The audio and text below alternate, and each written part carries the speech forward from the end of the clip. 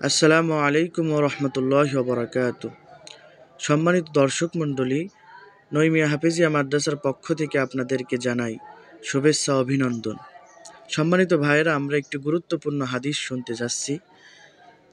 হাদিসটি হযরত আবু হুরায়রা রাদিয়াল্লাহু তাআলা আনহু থেকে বর্ণিত।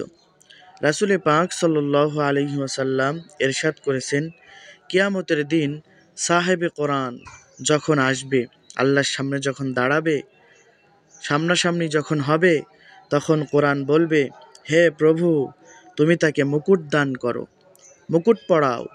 ফলে তাকে সম্মানের মুকুট পরানো হবে। সুবহানাল্লাহ।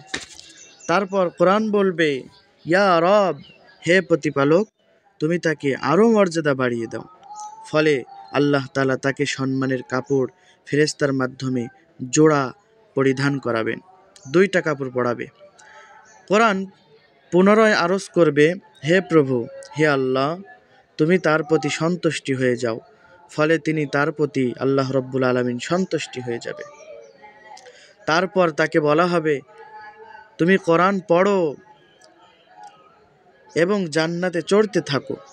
প্রতি আয়াতের মোকাবেলায় জান্নাতের এক একটি স্তর তুমি বৃদ্ধি হবে তোমার। সম্মানিত ভাই, কোরআন পড়া যে কি ফজিলাত! প্রত্যেকটি আয়াতে আয়াতে আমাদের সওয়াব হয়, প্রত্যেকটি হরফে হরফে নেকি হয়। তো আমরা যদি কোরআন পড়ি, যদি আমাদের বয়স না থাকে, তাহলে সন্তানদেরকে কোরআন শেখাই। সেই বয়সে যদি না থাকে, সন্তানও যদি বড় হয়ে যায়, তাহলে নাতি নাতনিদেরকে আমরা কোরআন শিখাই। আমাদের ঘরের মধ্যে কোরআনওয়ালা মানুষ বানাই। কোরআনের যে ফজিলাত ভাই, শেষ করতে পারবেন না। একটা হাফেজে কোরআনকে আল্লাহ তাআলা ওয়াজিব হয়ে গেছে জাহান্নাম, এমন 10 জনকে আল্লাহ তাআলা হাফেজে কোরআনের বরকতে বিনিময়ে তাকে জান্নাত দিবেন। তবে হাফেজে কোরআন ফাস্তাজহারাহু ফাহাল্লা হালালাহু হতে হবে। হালালকে হালাল জেনেছে, হারামকে হারাম মেনেছে। অনেক হাফেজ সাহেব হালাল হারামের তমিজ বোঝে না, তারা আল্লাহর কাছে কিছুই পাবে না এবং মা বাপকে তারা জান্নাতেও নিতে পারবে না।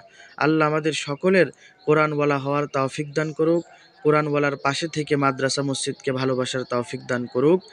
আমিন সুম্মা আমিন।